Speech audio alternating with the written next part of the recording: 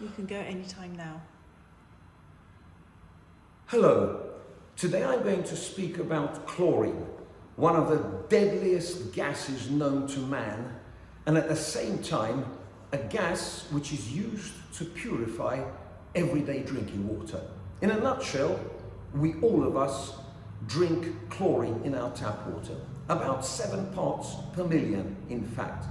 Thanks to the introduction of the purification or sterilization of water by chlorine about 120 years ago, we now live in a world where we can drink safely tap water without fear of getting cholera, dysentery, or other horrendous diseases which have had profound effect on the well-being of people in the past. So today I'm going to concentrate on the chemistry of chlorine. I'm just going to show a few of the interesting reactions, and here we have you can see a gas jar of chlorine, and you can see its pale green color. Chlorine occupies a position in the periodic table. I could just show you a very simplified diagram of the periodic table here, and you will observe on the right-hand side elements which are colored in reddish colors, and the one at the top right-hand side is the darkest red, that is fluorine. Fluorine is a member of group 7, so is chlorine. As you go down that particular group, we have the family of elements known as the halogens, or the salt makers. The reddish colors are the ones that indicate the non-metals, and the bluish colors on the majority of the left-hand side of the periodic table, they represent metallic elements. And the chemistry of metals and non-metals exhibits very many differences. Now, I'll just go back and tell you a little bit about how chlorine, where we got chlorine from, how it was discovered. Essentially, it goes back to salt from seawater. Seawater, as we know, has sodium chloride dissolved in it. Alchemists or chemical technologists, hundreds of years ago, they learnt to understand that you can extract a very, very acrid fumes by pouring sulfuric acid, oil of vitriol, which they knew about already from ancient times, onto salt. Now, those acrid fumes, it was discovered dissolved in water, and they formed an acidic solution, which was called muriatic acid. And it was from that muriatic acid that Carl Wilhelm Scheele, Swedish apothecary, first obtained the gas chlorine, which of course he didn't name it as that. He had another name for it, which I can't remember, but it was a derivative of muriatic acid.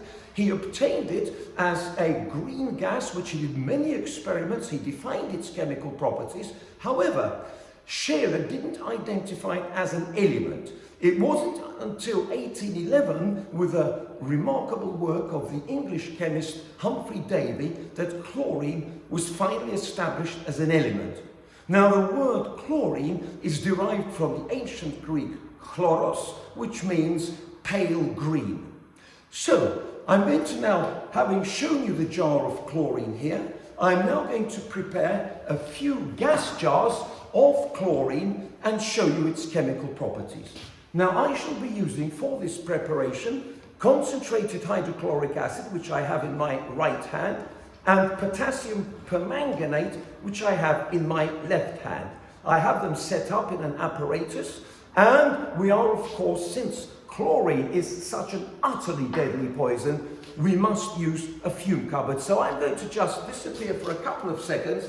I'm going to now turn on the fume cupboard here, and you undoubtedly hear its whirling sound. And I'm going to here, this is my apparatus here, I can just show it to you and explain very briefly. I have a dropping funnel, a tap funnel, which contains the acid, and in the bottom of the flask I have some potassium permanganate, and I'll be collecting the gas by downward delivery. The reason why this is possible is because chlorine is denser than air. It's also quite soluble in water, so this will make it easier to collect. So, Lydia's going to be assisting me here. So Lydia, could we kindly step in and we have to take great care not to take a breath of the chlorines as we do. So I'm going to turn on the tap and obtain a steady flow of hydrochloric acid.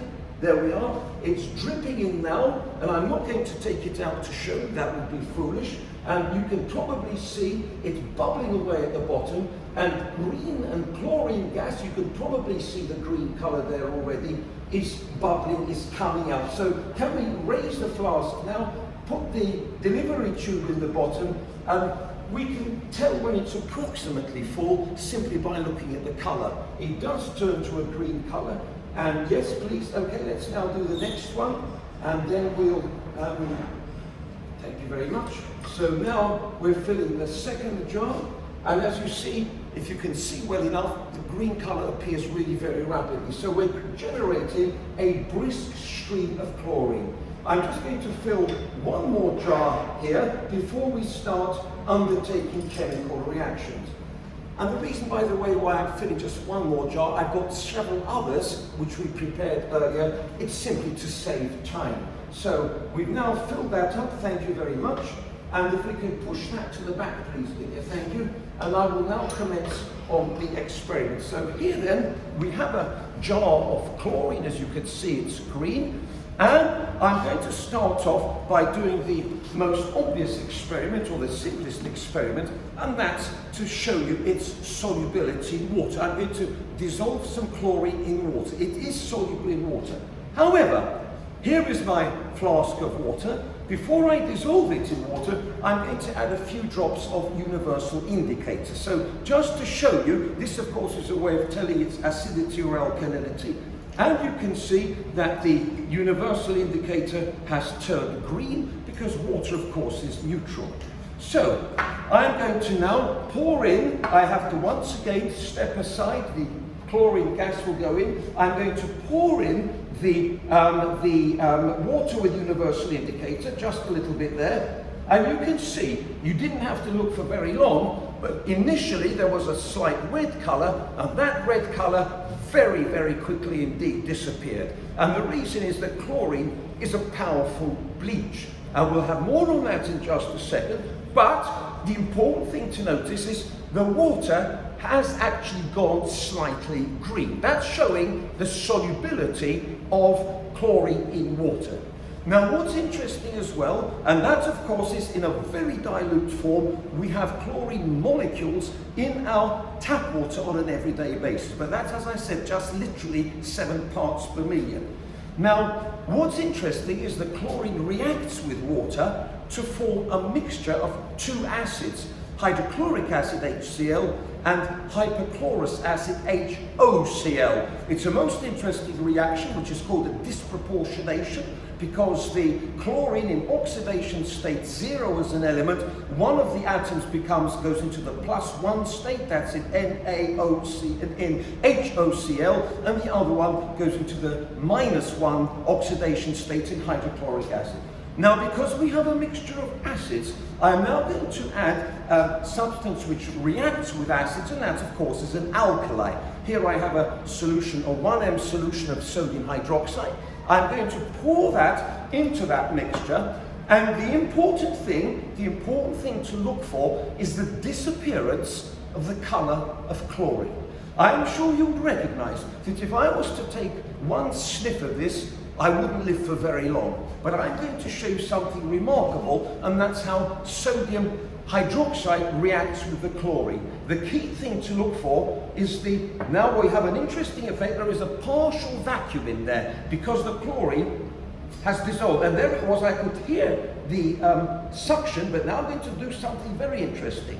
I've poured in sodium hydroxide now. I'm putting the top on firmly, and I'm going to very carefully shake this jar with the sodium hydroxide inside it and the chlorine, which you can still see is green. Now, as I shake very carefully and very vigorously, I hope you can see what's happened.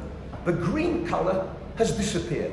The chlorine in this situation has reacted fully and completely with the sodium hydroxide and with the water, and we have in here a mixture now of two salts, sodium chloride and sodium hypochlorite. And what I'm going to show you is, because the chlorine has reacted, the lid is now very, very firmly on. The lid is very firm, it's a greased lid, and we have a partial vacuum in here because the chlorine has all reacted with the sodium hydroxide. So now, to remove the lid is going to be quite a significant effort. And I'm going to remove it. There was a little like that. You could hear a puff as the air rushed in, but now I'm going to show you something even more remarkable. If I now take a sniff of this and take indeed a deep breath, that's a very reasonable smell, you know. It's of course the smell of swimming pools, because sodium hypochlorite added, it's also used in bleaches of course, and we have now completely discharged the toxicity of the chlorine in the form of molecules and for human lungs. So that's our first experiment, a huge amount of interesting material just by reacting chlorine with water. Now, having explained to you that chlorine is a bleach, I thought it would be appropriate to show you an experiment which actually was conducted by Scheele in the early 1770s to show the bleaching action. Now I have here what is undeniably a very beautiful deep purple flower with green leaves. I'm going to push this now gently into my jar of chlorine using a glass rod. Once again, I have to take great care to make sure I don't accidentally inhale the chlorine. So I'm going to push the lid off, push it in as far as I can, and rapidly replace the lid as far as I can. In fact, I pushed it in with my fingers. And there you see, we are going to leave this here now, and over this period of the next 20 minutes or so, we are going to look at the color of the flower as it starts to react with the chlorine. And for comparison, of course, we have here the flowers which will not be reacting with the chlorine. The process does take a little while, and I nevertheless think this would make a very attractive scene here to have some nice flowers, some in chlorine and some in fresh air. Now, having told you right at the beginning that chlorine is a member of the family of elements which are called the halogens or the salt makers, it obviously would make sense to make for you, to show you the reaction between a metal and a halogen directly to make a salt. And what better salt to show you, and that is the synthesis of sodium chloride or common salt. So for that purpose, we take a very reactive metal, which is called sodium, and we react it in pure chlorine. We set fire to it, and hopefully this reaction will demonstrate for you the formation or the synthesis of a salt.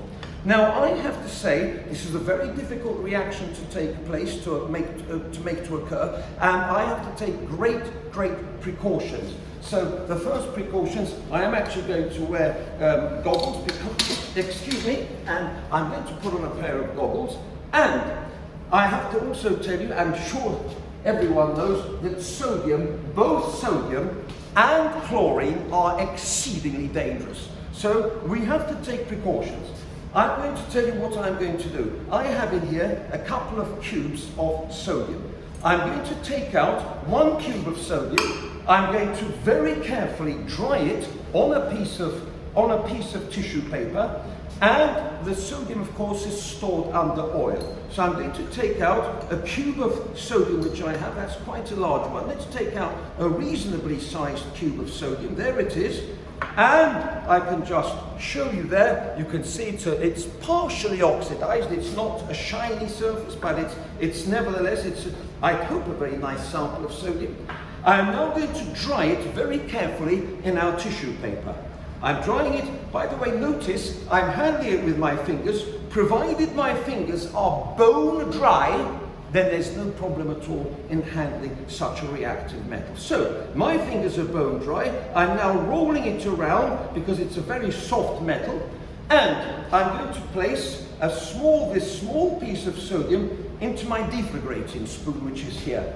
I'm going to set the sodium on fire by placing it into the blue flame of a Bunsen burner. And we have here such a flame. And once it's alight, I'm going to plunge it into the jar of chlorine. Now, I'm going to put a glove on. I'm putting a glove on at this stage because if it reacts well, then I hope to be able to show you, excuse me, there we are. If it reacts well, then I'll be able to hold the jar up, and as you can imagine, it'll be very hot indeed. So, I'm now lowering my sodium in my deflagrating spoon, and the sodium will start to melt very shortly. It will start to melt, and you may see a bit of that burning. You see, that's the oil. That's the residual oil burning off. We now have a little globule of sodium on our deflagrating spoon. Notice the orange colour, that's obviously the colour of the sodium flame, and the sodium is now alight. We now pop it into our jar of sodium, of chlorine rather, and now you see I can use my glove to show this remarkably beautiful experiment here. White smoke is coming off. That white smoke is of course sodium chloride. Now what's particularly interesting in this reaction is that we have combined two elements which are utterly deadly, sodium and chlorine, and we have made a substance without which we cannot live, and that of course is sodium chloride. And you can see the residue of sodium just very, very gently burning away in air or in oxygen, and there we hope we'll have tidied it up. And you see the jar now on the inside is coated with white residue of sodium chloride. Notice, by the way, it's a slightly brown colour. Now that brown colour is caused by the reaction of the spoon. This is a steel spoon, and that obviously, because the chlorine is so reactive, that spoon will also have partly react with the sodium to make a tiny bit of iron chloride, which is what that dark brown colour is. We'll put this away now, and we'll move on to our next metal, which is a metal which is very seldom encountered in laboratories. It's a metal which is generally seldom encountered. It's antimony. The label is really quite dark, so I'm not going to try and show you the label close up. And here we have another jar of chlorine, and I'm now going to show this. The reaction. The reason why this reaction is particularly interesting is because it's a spontaneous reaction. So in other words, it doesn't require any external heating. I have some antimony powder here on my spatula, and as I tap it into the chlorine, observe the beautiful shower of sparks as it spontaneously reacts with the chlorine. And there you see, once again, there it is, and you can see the white smoke. That smoke is the compound antimony trichloride, and you see present in perfectly generous amounts. And once again, I'm removing this immediately because of the extreme toxicity of the products which are formed. Now, we're continuing on the theme of the reaction of chlorine with metals, and indeed the spontaneity of the reactions. The chlorine is so reactive that it can, under certain circumstances, as you have just seen, react almost instantaneously with a metal. And I have a most interesting metal to show you now.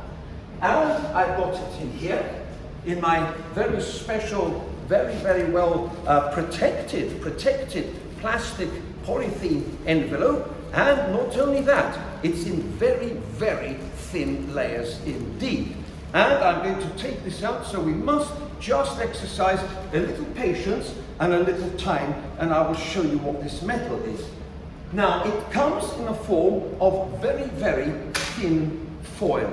And I'm going to, I'm going to show you a close-up. There it is, you see, beautiful. It looks like gold foil. Of course, it's not gold, but it is a special alloy.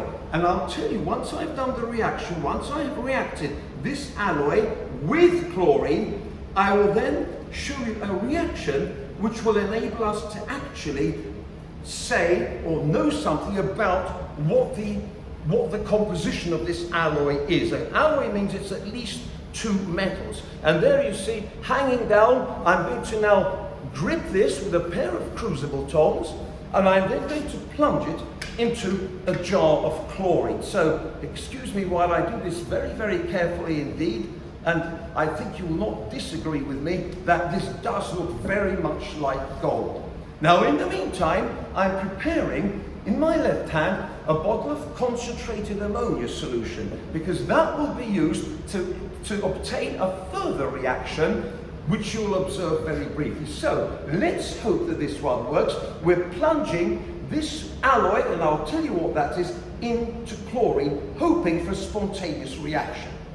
And there you see, there is the reaction. And if we now add some 880 ammonia to it, watch carefully, immediately you can see the deep blue color. Now, there was no doubt at all that that caught fire. There was a flame, a very vigorous reaction, and I'm sure you will readily recognize that the deep blue color which we have there is in fact the copper tetramine complex. It's the complex ion of copper, which in fact tells us that this metal alloy which I have here contains copper. It is in fact popularly known as Dutch metal, and it's an alloy of copper and tin. And that once again demonstrating the extreme readiness with which chlorine enters into chemical combination with metals in the right situation, of course. So we can now put this aside to join our collection there, and we now move on to another type of element. And the other type of element which we're moving on to now is a non-metal element. Interestingly enough, phosphorus, which I'm going to show you next, reacting with chlorine, is in the same group as antimony. They're both in group 5 of the periodic table. Antimony, being lower down, exhibits very, very powerful metallic characteristics, whereas phosphorus, which I have here, and there are two types of phosphorus which are popularly known. Red phosphorus, the less harmful, the less dangerous one, and white phosphorus, which is incredibly flammable and also incredibly toxic. However, for this experiment, the allotrope of phosphorus, which I'll be using, is called red phosphorus, and I will show you its spontaneous combustion in chlorine. So, once again, there is our deflagrating spoon, there is our jar full of chlorine, and I'm going to take a small quantity there, and place it on our deflagrating spoon. So, there is our red phosphorus, just a tiny bit there you can see, and I'm now going to place it, excuse me, while with my left hand I'm just putting the top on. I'm going to screw the top on, and you'll notice a reaction, but it's not immediately obvious. Please watch carefully. Let me just, excuse me, I'm just going to lower down the top for the lid for our deflagrating spoon, lowering it down, and even a bit further. Sorry, I must get the adjustment exactly right, otherwise we may not get the right effect. So here we go. This is now, and as you see, instantaneously, let's just hold this with my glove, which will at this stage still be able to hold this, you see. And you can just about see a flame. You can see there's a chemical reaction. There's no doubt at all about it. But you're saying, well, that's not very exciting. Well, there is a flame, I can see it, you may not be able to see it exactly, but you can certainly see a white smoke coming off. Now, just in case you're not sure whether it's reacting or not, allow me to take it out. And you see, the moment I take it out, you have another reaction. And this is now phosphorus burning in oxygen to make that dense white smoke phosphorus pentoxide. Back she goes again, and now reacting with chlorine to make phosphorus trichloride, phosphorus pentachloride, the mixture of the two, depending on the ratio of the chlorine and the phosphorus. So just to show once again, it's still going on, and I can reassure you this will continue for quite a while yet. As long as that red phosphorus is in there, Whoops, I just got a tiny sniff of it. It's pretty unpleasant stuff, but we have this remarkably fortunate situation of having these splendid fume cupboards. And now to a completely different type of reaction. I've shown you the reaction of chlorine with a few elements and the spontaneity of those reactions. I wanted now to turn to another type of reaction, and that's the reaction of chlorine with hydrocarbons. Those two are very, very interesting, and the reason is because chlorine has a greater affinity for hydrogen than carbon, and so it reacts with hydrocarbons frequently spontaneously to release carbon, and at the same time to make hydrogen chloride gas as the byproduct. Before I go on to that, we may like to take a close-up, and you could see without any shadow of doubt now the bleaching. The flour on my right hand has gone completely white, and without any doubt whatsoever, this is a very, very powerful reaction indeed. We'll put these back here again, and we'll now continue to the reaction of hydrocarbons. Now, in this first reaction, I'm going to do a reaction which is really very, very straightforward indeed, and that's simply to place a burning candle into a jar of chlorine.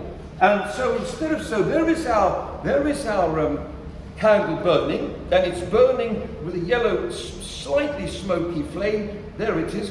But as I lower it into chlorine, you will notice that the smokiness will increase very considerably. Excuse me, I'm just adjusting it.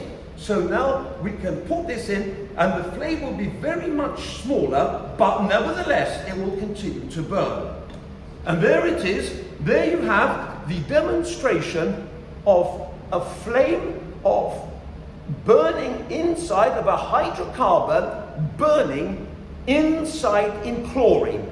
The flame is just about extinguished, and you can see the considerable amount of blackness that's been produced. This is in fact soot, the element carbon, and we can furthermore demonstrate that the byproduct is hydrogen chloride, because if we add a small amount of strong ammonia solution, you should get dense white clouds of ammonium chloride, which is the product of the reaction between ammonia and hydrogen chloride, which is hopefully there. So if we now pour it in, watch this, and there you see the white smoke. You can see the white smoke beautifully being produced, demonstrating the formation of hydrogen chloride gas as the byproduct of that reaction with of the hydrocarbons in wax reacting with chlorine.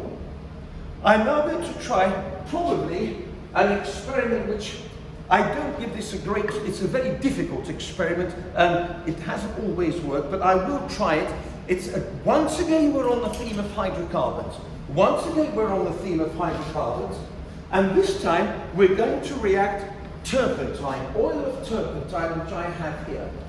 Now, oil of turpentine is a natural product. It's been known by humans for thousands of years, and it's derived from wood by various reactions, which I cannot tell you, certain types of trees. And if you don't mind, I'm just going to have a wonderful smell. It's used by artists, of course, as a solvent, and it's used industrially as a solvent, and it's really quite expensive. What I'm going to do is I'm going to warm up some of this oil of turpentine. I'm going to pour it into a test tube here. I shall then warm it up until, there it is, it has this, there it is, you can read the label turpentine. I'm not sure how good this sample is or whether it will work at all, but I'm going to try it out because I think we ought to show you, if possible, this reaction. If it doesn't react, I can tell you it could react. So this is the oil of turpentine. It's a mixture of hydrocarbons, and I'm going to get it to boil. Once it's boiling, I'm going to pour it into this jar, which is full of chlorine, but which has glass wool on the bottom. Now, the purpose of the glass wool is to give it a very large surface area, and with a bit of luck, it might just about catch fire. Now I do repeat, I'm not going to try it a second time if it doesn't work, but I think it's worth trying. Now, oil of turpentine is extremely flammable. So we have to take care, when we heat it, just to boil it at the bottom. Then you can see it boiling at the bottom, and even if the vapors catch fire, it wouldn't be a disaster, because we've only got a small amount, and there are ceramic mats, etc. around us. Now we've got a fume cover, that's the most. Now you notice it's boiling quite vigorously. I'm going to prepare this lid, and I'm going to pour it in. Success! Absolutely amazing. I'm sure you saw that. A spontaneous ignition. Once again, plenty of dense black smoke. That's the carbon. And if you don't mind, I'm just going to put my tube away.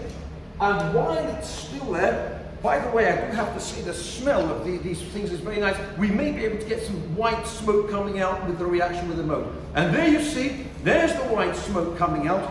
Once again, demonstrating the presence of hydrogen chloride. So in a nutshell, chlorine reacts vigorously with hydrocarbons, and I've shown you two examples of combustion reactions and demonstrated their product. I'm now coming on to another kind of reaction. We're getting close to the end, and this measuring cylinder has here chlorine in it. What I'm going to demonstrate with this particular reaction is the redox properties of halogens reacting with themselves to form their ions. If you go from top to bottom in the halogens, you've got fluorine, chlorine, bromine, iodine, and astatine. Now, according to the reactivity, fluorine is the most reactive, the most powerful oxidizing agent, and for practical purposes, iodine is the least. Astatine, we don't have enough to do experiments with. And what I wanted to show you in this experiment is the reaction between potassium iodide solution. Potassium iodide solution, which I have in my bottle here, this is 0.02 molar potassium iodide. I'm going to pour some in here, and fairly elementary schools, at an elementary level, we learned that chlorine reacts with potassium iodide to form iodine plus potassium chloride. So please watch carefully as I now add this in, and you will see the spontaneous. Once again, a splendid spontaneous reaction. And there's the dark brown colour of the iodine. Potassium iodide plus chlorine makes potassium chloride plus iodine. But now look what happens. When I shake this up, you see, oh dear, has something gone wrong? This is extraordinary. The colour of the iodine has disappeared. What's going on? Well, you see, the honest truth is, I don't really know too well myself, but I do believe that in excess chlorine, and can you see the green colour of the chlorine has returned? In excess chlorine, the iodine reacts with it to form iodine monochloride, which is colourless. I'm not going to go too much into it, apart from let's enjoy ourselves with some fine chemistry and enjoy the colour changes. Because iodine, you see, has a brown colour, chlorine in aqueous solution, and chlorine has a green colour, and chloride ions are colourless. But if I now add a little more potassium iodide, then obviously, or hopefully, we're going to get more of the brown colour. And there it is, you see, but it's disappearing rapidly. It's disappearing rapidly. However, what we can do, the excess chlorine, we can react it with sodium thiosulfate, would you believe? I have here some sodium thiosulfate. This is again a fairly complex redox reaction, but if I remove the chlorine, then you should get the brown colour of the iodine coming back. Now, how about that? Isn't that beautiful? We shake this up though, and now you see, we have the permanent colour of iodine. So we now have iodine. The excess chlorine has been mopped up by the sodium thiosulfate. But now, not everyone will know, if you're studying the halogens, both chlorine and bromine and iodine have this kind of orangey colour in water. And we can differentiate between those colours by a remarkable reaction using a non-polar solvent such as hexane. I'm going to pour some hexane in, and what the wonderful thing about this is that iodine forms a completely different colour in these organic solvents, and hopefully we'll see. If I now shake this up, we hope. Oh dear, we're not quite there yet. So I think a little more. Let's try a little more thiosulfate. Let's try a little more. Maybe we haven't. There we are. That's a bit better. Sorry about that. You see, these reactions, it's a little bit of like almost a cookery book thing. But you see the purple color, this is the bit I wanted to show you. The purple color, that purple color at the top of this two layers is in fact iodine dissolved in a non-polar organic solvent, an immiscible solvent with water. So there you see once again a splendid demonstration of the different types of iodine you can have, either in aqueous solution or in the different colors that they have, or in aqueous solvent, or in non-aqueous solvents and non-polar solvents. Now, of course, if you want to get rid of this iodine color completely, then you now add thiosulfate, which not only reacts with chlorine, but it also reacts with iodine. I don't think I've added enough, but the point is, if I decant some of this, if I just decant some of this down our sink there, and now if I add enough of the thiosulfate, we will actually discharge the iodine as well. It's slowly going, you can see there, the colour is slowly disappearing, and we can carry on decanting several times. As I said, I'll just add enough. Depends on the relative concentrations. A more concentrated thiosulfate would, of course, have given you, this is quite a dilute solution, it's 0.2. But if I now shake this up, I think we're going to get rid of, we have now fully discharged both the iodine and the chlorine using thiosulfate. Once again, we don't have time to go into the exact details of this reaction, but it's once again a demonstration of the stunningly interesting reactivity of chlorine and indeed of all the halogens. I'm now going to turn to a reaction which is particularly difficult to undertake, and that is the reaction between hydrogen gas and chlorine. Once again, this is a demonstration of a spectacular reaction between two gases, but in this instance, there will be the gas hydrogen and the gas chlorine, which hopefully will be initiated by ultraviolet radiation. This does not always work, it's a very difficult one to do, and I will explain what I'm doing. In my apparatus here, this is a chlorine generator. It's another chlorine generator with concentrated hydrochloric acid and permanganate. I have a trough here full of water, and I have a cylinder full of hydrogen. So what I'm going to do, I'm going to take a boiling tube like this, which you notice has got sellotape around it. Because this reaction is violent and glass could come flying, we surround it with sellotape. I'm going to then fill it with a mixture of hydrogen and chlorine, about 50-50, and I will then shine an ultraviolet light on it. With a bit of luck, there will be a violent reaction. I can't promise it, but I'll do my best. So, I'm now, first of all, I have to immerse my tube in water and make sure that not the slightest air bubble is there. I'm now going to turn on my generator. So my boiling tube now is full of water, and I'm going to bubble some chlorine into this from my generator. Now it's beginning to come out. I can see the bubbles emerging, so I'm going to see if I can spot, there it is. You probably can't see it, but I can see it. Chlorine is slowly coming out, and I think that's probably slightly over half full, but I think with this experiment, thank you very much, let's just, yeah, very good, thank you very much. Yeah, a little bit more, keep bubbling. So we're filling it up with hydrogen from a cylinder. Now I do state that in this particular case, there is slightly more chlorine than there is hydrogen. But I'm hoping that this will still enable the reaction to take place. I've put the rubber band on. I've put the rubber band on very, very tightly indeed, and I'm now going to now clamp it in my ballistic stand. Now there was a mixture there of hydrogen and chlorine, and when you shine ultraviolet light, which I've got in my two torches here, these two torches have ultraviolet light coming on. I'm going to shine them simultaneously onto the boiling tube, and with a bit of luck, there will be a very, very vigorous reaction. Sorry, I'm just looking for my safety goggles. Ah, there they are. So I'll put these on, and just to make sure, sometimes the glass shatters, and as I say, if it doesn't work, we will have another attempt, because this is not an easy one. So there's our ultraviolet light. There it goes, and here we go onto our tube. And there you see, without any shadow of doubt, a remarkable reaction. What is the product of this reaction? Nothing other than hydrogen chloride.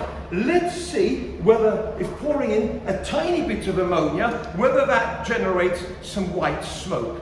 And then once again we see the generation of hydrogen chloride has been produced by this reaction between, this is the synthesis, the photochemical synthesis of hydrogen chloride by reacting hydrogen and chlorine directly in the presence of ultraviolet light. So we're coming to the end now, where I have demonstrated for you a whole range, a remarkable range of reactions between chlorine and a variety of elements above all, but in a couple of other situations as well.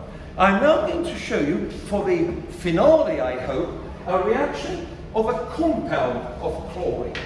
Chlorine, of course, forms many compounds in a wide variety of situations, and in this particular reaction, I'm going to use a compound of chlorine, and where it's combined with oxygen.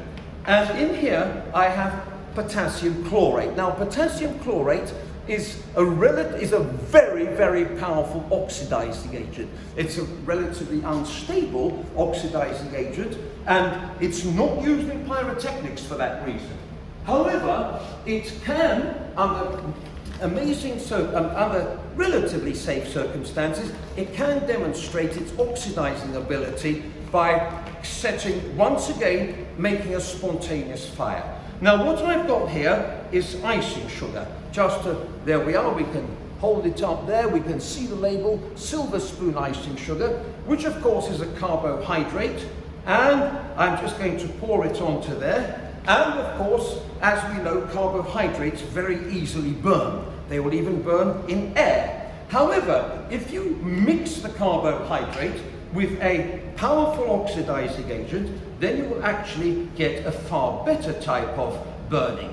And what I'm doing is, you see, I've put on a little heap there of potassium chlorate, and I'm going to very shortly pour this into a special crucible which I have. And this, I very much hope, will be the last experiment, and I hope it will be successful. So, I have my crucible here, and I'm going to mix these two together now. I have a spatula for this purpose, and I will once again put on my safety spectacles.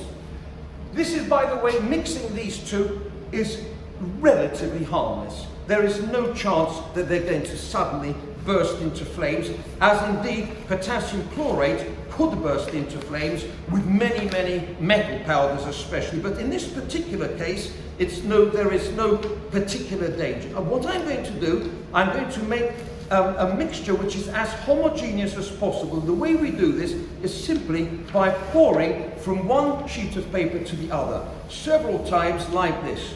Now, the way I'm going to set this on fire, that's the interesting bit, because I'm going to set it on fire by making the potassium chlorate produce a most unstable substance. And that most unstable substance is in fact chlorine heptoxide. And that is a most powerful oxidizing agent. Now, I'm going to just just a couple of more times. Once again, you have to do this properly. You can't just mess around and hope it works. It has to be done thoroughly. I am now going to place this, this here, and there we are. There is our mixture, which you can see just to hold it up there. So that's a mixture of potassium chlorate and icing sugar or sucrose. Now you'll notice that I made this mixture up. You'll notice that I made this mixture up just by feeling. It's like a bit like cookery, so it's a little bit of give and take. Now I will, for this, put on my gauntlet because I may be able to show you the flame closer up if the experiment is successful. So I'm going to tell you what I'm going to do. This here is concentrated sulfuric acid. Now that itself is a phenomenally powerful oxidizing agent, unbelievably dangerous.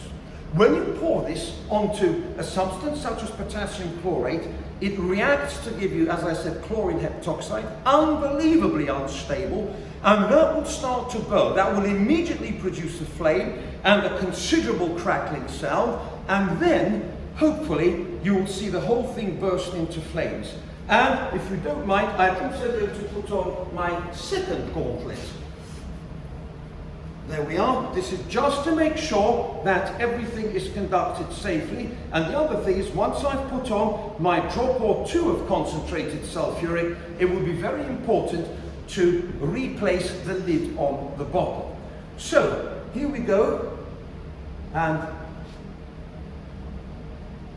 one drop. There it is. And off we go.